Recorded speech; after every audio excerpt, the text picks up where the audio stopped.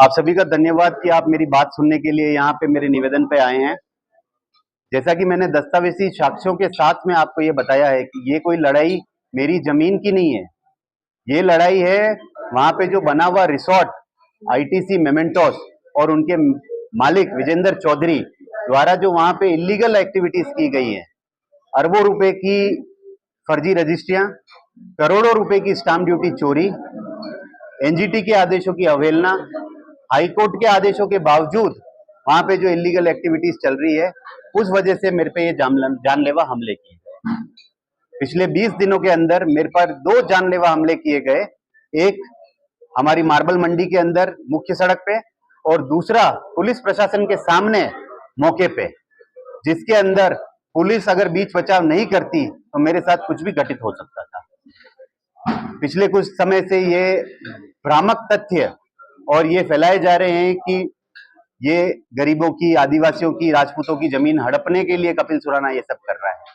जैसा कि मैंने आपको साक्ष्य दिखाए हैं, ये जमीनें, सैकड़ों बीघा जमीन इस रिसोर्ट मालिक ने लक्ष्मण सिंह जाला के द्वारा इन गरीबों को, राजपूतों को, आदिवासियों को, डांगियों को डरा धमका के अपने खाते कर लिए। और सबसे बड़ी बात यह, आज की तारीख में भी लगभग 450 बीघा जमीन के अंदर रिसोर्ट का मालिक विजेंद्र चौधरी और लक्ष्मण सिंह जाला की भागीदारी दस्तावेजी साक्ष्यों के द्वारा मौजूद है, जिसके अंदर 1/4 लक्ष्मण सिंह पार्टनर है और 3/4 रिसोर्ट का मालिक विजेंद्र चौधरी पार्टनर है।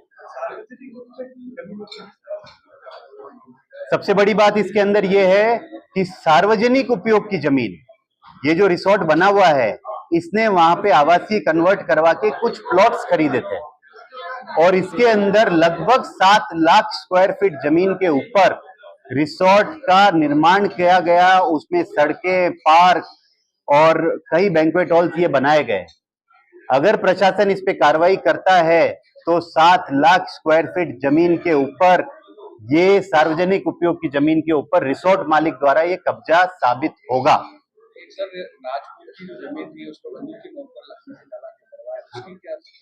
एक मैं धन्यवाद देना चाहूंगा कि एक राजपूत समाज के भाई को, जिसने कल रात को 10 बजे मुझे फोन किया और उसने दस्तावेजी साक्ष्य मुझे दिए कि किस तरह 6 साल पहले बंदूक की नोक पे उसको मार के, झगड़ के, लड़के उसके साथ रजिस्ट्री करवाई की, उसकी 40 बीघा जमीन हड़प ली गई और उसको इस तरीके से प्रताड़ित किया गया कि उसको वो जमीन बेचनी पड़ी।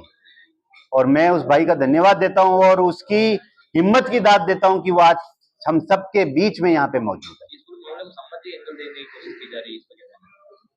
आप मुझे एक बात बताओ कि ऐसा क्यों होता है कि हर बार लक्ष्मण सिंह जाला के ऊपर पुलिस या प्रशासन कोई गिरफ्त करता है और वो सामाजिक दृष्टिकोण बीच में ले आता है, और कभी भी मुझे नहीं लगता है कि राजपूत समाज, जैन समाज, डांगी समाज या गमेती समाज इतना सशक्त या इतना कमजोर है कि किसी अपराधी के कहने पे किसी सही आदमी के खिलाफ खड़ा हो जाए।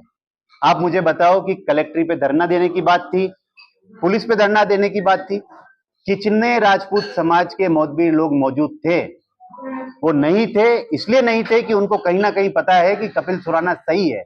और उसका प्रमाण यह है कि पिछले 5 दिनों के अंदर मेरे पास अनगिनत फोन राजपूत समाज के आए, जिन्होंने मुझे ये कहा कि आप सही हो और जरूरत पड़ने पे हम आपके साथ खड़े रहेंगे।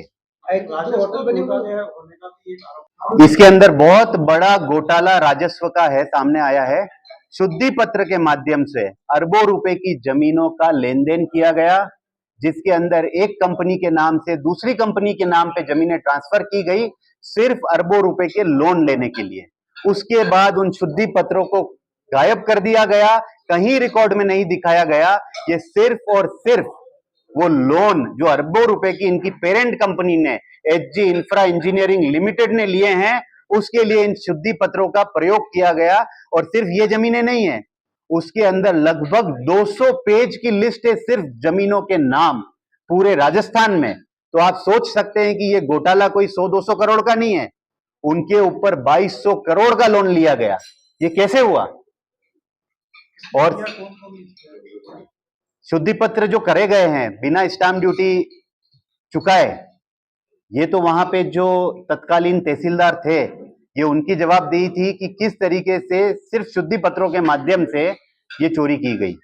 और दूसरी बात ये कि इन शुद्धि पत्रों को फिर क्यों नामांतरण के अंदर, म्यूटेशन के अंदर, पॉल्यूशन के अंदर, टूरिज्म की एनओसी के अंदर इन सबको क्यों छुपाया गया।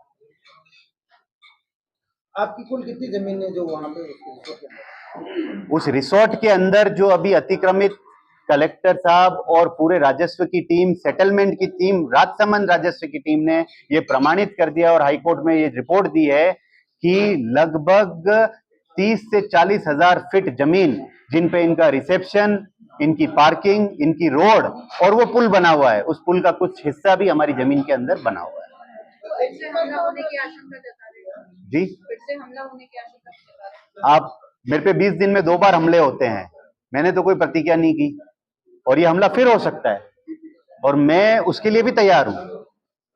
मुझे अपनी सुरक्षा का ध्यान रखना है।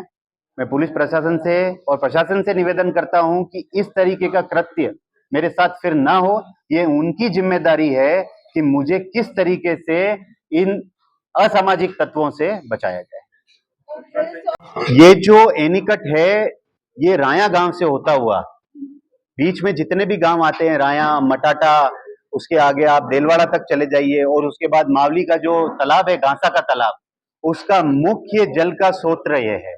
इसमें धर्म नारायण जी जोशी, वहां के विधायक, ग्रामीणों ने, सरपंच ने, उप सरपंच ने कई चिट्ठियां लिखी और उस पर जांच बैठी और उसमें यह पाया गया, जल संसाधन विभाग ने यह स्पष्ट किया कि इस एनीकट की ऊंचाई बढ़ने से घासा के तालाब पे विपरीत प्रभाव पड़ा है।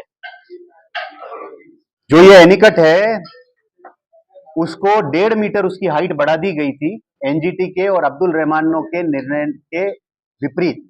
उसके अंदर एनजीटी में मैं गया, उसमें आदेश लेके आया हूं कि जल संसाधन विभाग को जो 1947 की स्थिति थी उसको बहाल करना है।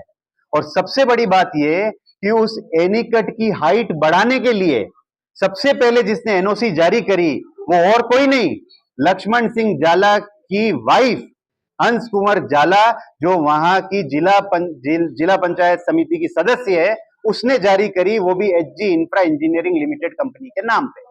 सरपंच या जिला परिषद सदस्य तो कर नहीं सकता। यही सोचने की बात है कि जिला परिषद सदस्य कलेक्टर को कैसे लिख सकता है कि एनीकट की हाइट बढ़ा दी जाए तो यहाँ पे ग्रामीणों का भला हो जाएगा और ये अनुमति एचजी इंफ्रा इंजीनियरिंग लिमिटेड को दे दी जाए उनकी सीएसआर एक्टिविटी के तहत। अनुमति किसने दी? उनको कोई अनुमति नहीं मिली, किसी भी प्रकार की नहीं मिली। ग्राम पंचायत ने बहुत बार लिख के दे दिया है कलेक्टर साहब को कि हमारे द्वारा इस पे कोई अनुमति नहीं दी गई है और ये जो भी गैर कानूनी गतिविधियां हुई है इनको तोड़ा जाए और उस नाले का स्वरूप 1947 की स्थिति में बहाल किया जाए।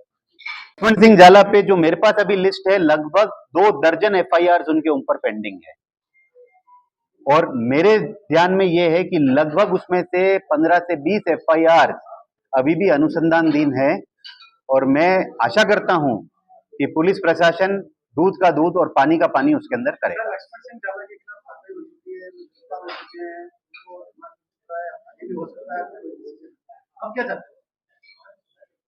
मेरी लड़ाई उन ग्रामीणों के लिए, उन आदिवासियों के लिए और उन राजपूतों के लिए थी जिनकी जमीनें उन्होंने हड़पी है। तो वहां पे मैं ये चाहता हूं कि मेरी तो जमीन का सीमा ज्ञान हो चुका है, दूध का दूध और पानी का पानी हो चुका है कि किस तरह इन्होंने राजनीतिक संरक्षण के अंदर मेरी जमीन के अंदर कब्जा किया।